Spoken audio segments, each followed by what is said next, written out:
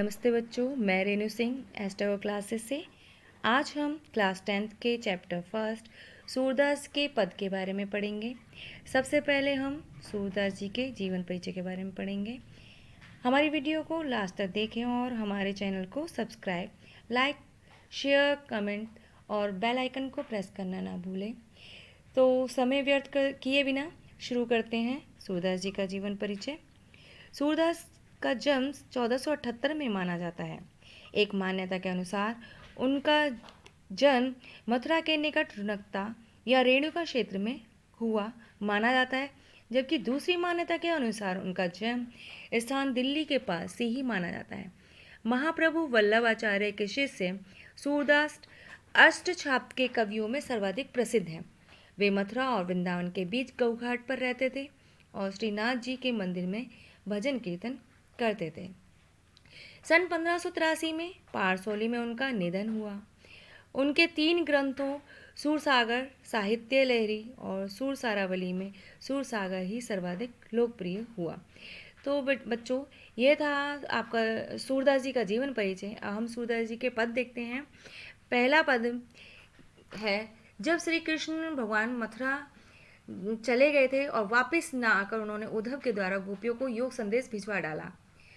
तब उद्धव ने गोपियों को कृष्ण का योग संदेश दिया, तो वहाँ पर तभी एक भंवरा आया और उस भंवरे के माध्यम से उद्धव पर गोपियों ने व्यंग्य किए। तभी से इस गीत का नाम भ्रमर गीत पड़ा। तो आइए देखते हैं पहला पद। उद्धव तुम हो अति बड़भागी। बड़भागी का मतलब बड़े भाग्य वाला। तो गोपियाँ कहते हैं कि अरे उद्धव, तुम तो बहुत भाग्यशाली हो। अपरस रहत सने तगाते, जो तुम श्री कृष्ण के प्रेम के धागे में नहीं बंध पाए। ना ही मन अनुरागी और ना ही तुम्हारे मन में उनके प्रति प्रेम है। जिस प्रकार पुरनी पात रहत जल भीतर, तारस देह न दागी। तो इसमें गोपियाँ कमल के पत्ते का उदाहरण देते हुए कहती है कि जिस प्रकार कमल का पत्ता जल के भीतर रहता है लेकिन उस पर पानी की एक बूंद तक नहीं लगती। दूसरा उदाहरण देते हुए कहते हैं, जो जल माँ तेल की गागरी, बूंद न ताको लागी। जिस प्रकार तेल का मटका पानी में रखने से उस पर पानी की एक बूंद भी नहीं ठहरती, उसी प्रकार तुम श्री कृष्ण के प्रेम से अछूते रह गए। प्रीति नदी में पाँव न बोर्यो, दृष्टि रूप न परागी। तुमने श्री कृष्ण के प्रेम रूपी नदी में पाँव तक नहीं डुबोए और ना ही तुमने उनकी तरफ एक नज़र भी देखी। सूरदास अबला हम भोरी, गुड़ चाटी जो पागी। सूरदास जी गोपियों के माध्यम से कहते हैं कि हम तो अबला भोली हैं, हम श्री कृष्ण से अलग नहीं हो सकते। जिस प्रकार गुड़ से चींटी लिपटी रहती हैं और उनको अलग करो तो वह मर जाती हैं, उसी प्रकार हम भी श्री कृष्ण से अलग नहीं रह सकते और अलग करोगे तो हम श्री कृष्ण के बिना मन की मर मन ही मांझ जाएंगे। रही, कहिए जाए कौन पे उद्धव, ना ही परत कही। अब गोपियाँ योग संदेश को सुनकर कहती हैं कि हे उद्धव, अब हम अपने मन की बात किससे कहें। हमने सोचा था श्री कृष्ण आएंगे तो हम उनसे अपने मन की बात कहेंगे, लेकिन वह खुद ना आकर योग संदेश तुम्हारे द्वारा भेज दिया। अब अपने मन की बात हम किससे कहें, किसी दूसरे से तो हम कह भी नहीं सकते। अवधि आधार आस आवन की।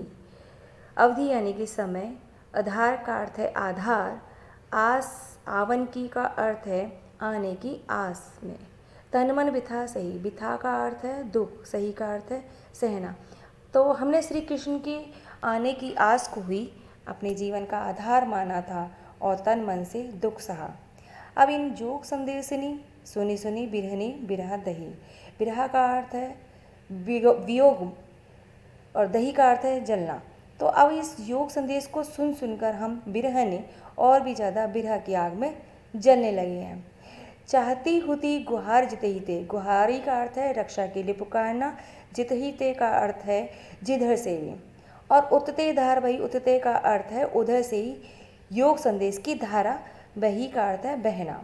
तो हमने रक्षा के लिए जिधर से भी पुकारा उधर से ही योग संदेश की धारा बहने लगी। सूरदास अवधि धरे क्यों, मर्यादा ना लही। अब हम धीरज कैसे रखे, श्री कृष्ण ने तो मर्यादा ही लांग दी। तीसरा पद है, हमारे हरि हारिल की लकड़ी। हारिल श्री कृष्ण को बोलते हैं। गोपियाँ कहते हैं कि हमारे कृष्ण हारिल पक्षी के समान हैं।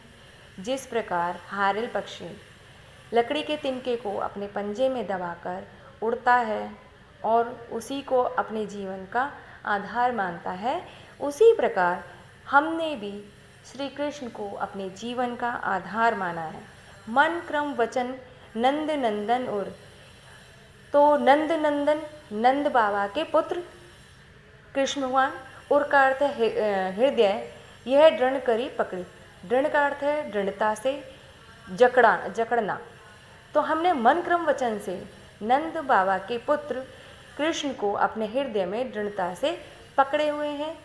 जागत सोवत स्वप्न दिवस निसी, जागते सोते सपनों में दिन रात काना काना जकरी, काना काना नाम जपती रहती हैं। सुनत जोग लागत है ऐसो, अब ये जो योग संदेश है उसको सुनकर ऐसा लगता है जो करोई ककरी, जैसे कड़वी ककड़ी।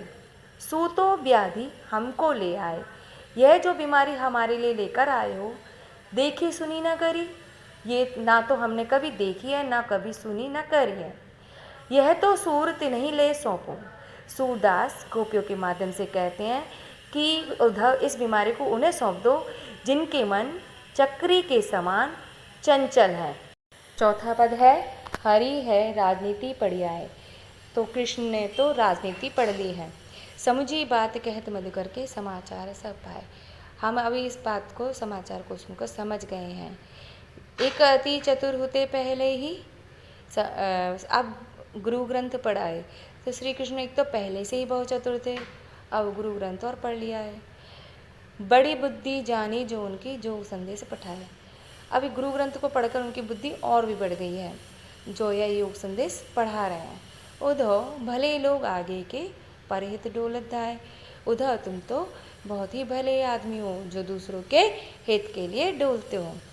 अब अपने मन फेर पाहिए चलत जू होते चराए, चलो अच्छा है अब हम अपने मन को फिर से पा लेंगे जो मथुरा जाते वक्त चुरा ले गए थे।